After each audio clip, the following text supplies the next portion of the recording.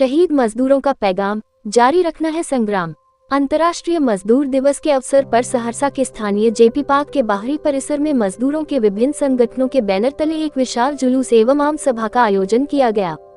यह आयोजन मजदूरों की एकता, संघर्ष और अधिकारों की रक्षा के उद्देश्य से किया गया, जिसमें समाज के विभिन्न क्षेत्रों में कार्यरत श्रमिकों ने बढ़ चढ़कर भाग लिया। सैकड़ों की संख्या में जुटे मजदूरों ने हाथों में तख्तियां, बैनर और नारों के साथ एक संगठित जुलूस निकाला, जो सामाजिक न्याय, मजदूर अधिकार और न्यूनतम वेतन की मांगों को लेकर मुखर था। हम है भारत की ताकत, श्रमिक एकता जिंदाबाद जैसे नारों से सहरसा की गलियां गूंज उठी। आमसभा को संबोधित करते हुए कांग्रेस के वरिष्ठ नेता तारानंद सादा ने कहा, आज का दिन सिर्फ पर्व नहीं, बल्कि हमारे शहीद मजदूरों को याद कर उनके अधूरे संघर्ष को पूरा करने का संकल्प लेने का दिन है। मजदूरों की अनदेखी अब बर्दाश्त नहीं की जाएगी। आज गरीब और गरीब अमीर और अमीर होता जा रहा है, जिसका जिम्मेवार ये मोदी सरकार है। वहीं सीपीआई के वरिष्ठ नेता ओम प्रकाश नारायण ने केंद्र सरकार पर हमला बोलते हुए कहा, मोदी सरकार की नीतियां मजदूर विरोधी हैं। नई श्रम संहिताएं पूंजीपतियों को फायदा पहुंचाने और मजदूरों को गुलाम बनाने की साजिश है। हमें संगठित होकर इनके खिलाफ आवाज उठानी होगी। सभा में कई स्थानीय मजदूर नेताओं ने भी मजदूर हितों की उपेक्षा, बढ़ती महंगाई, निजीकरण और ठेका प्रथा के खिलाफ विरोध जताया और आगामी संघर्षों की रूपरेखा साझा की। इस आयोजन ने एक बार फिर यह साबित किया कि मजदूर वर्ग आज भी जागरूक, संगठित और अपने हक के लिए लड़ने को तैयार है।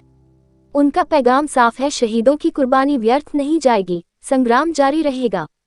जुलूस और आम सभा का आयोजन किया गया है, आज मजदूर दिवस भी है, क्या उद्देश्य है? नहीं, आज का तो आप जानते हैं कि ये आज नहीं, बहुत दिन से ये परंपरा है कि आज 1 मई को हम लोग मजदूर दिवस मनाते आ रहे हैं। इसमें सारे जो भी किसी भी पार्टी के मजदूर का यूनियन है, वो अपने अपने बैनर तले एकत्रित होकर के हम चर्चा करते हैं। और इसमें मुझे भी बुलाया गया था, मैं आया और हम महसूस कर रहे हैं, कांग्रेस पार्टी से हम बिलोंग्स करते हैं, हम महसूस कर रहे हैं कि आज़ादी के बाद जितनी इन लोगों को मिलनी चाहिए थी वो नहीं मिल पाई।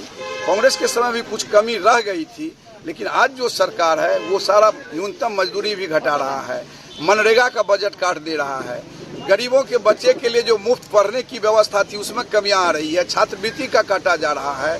किसान जिस तरह से हो रहे हैं, ये मुफ्त में कह रहे हैं कि हम अनाज खिला रहे हैं। 125 रुपया में मनमोहन सिंह और सोनिया गांधी जी ने, जिस समय में यूपीए की सरकार थी, साल हम 5 आदमी के परिवार का देते थे, वो आधा दिन की भी मजदूरी नहीं होती है। उस समय में महंगाई में 400 रुपये सिलेंडर मिलता था, आज 1200 रुपया सिलेंडर मिल रहा है।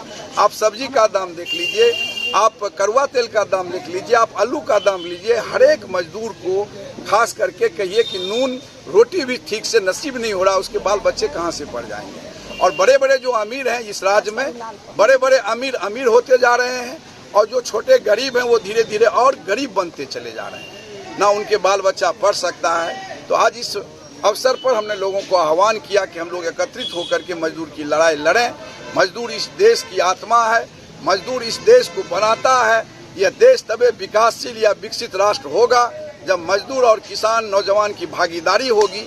और इसीलिए मनाते आ रहे हैं हम लोग, ये नॉर्मल मना रहे थे। आज के दिन हमने संकल्प लिया है कि हम तन मन धन से जहाँ भी लोग बुलाएंगे, हम अपनी पार्टी का जो भी काम है उसके अलावा भी जहाँ बुलाएंगे इस लड़ाई को हम अंजाम देने के लिए हम आएंगे।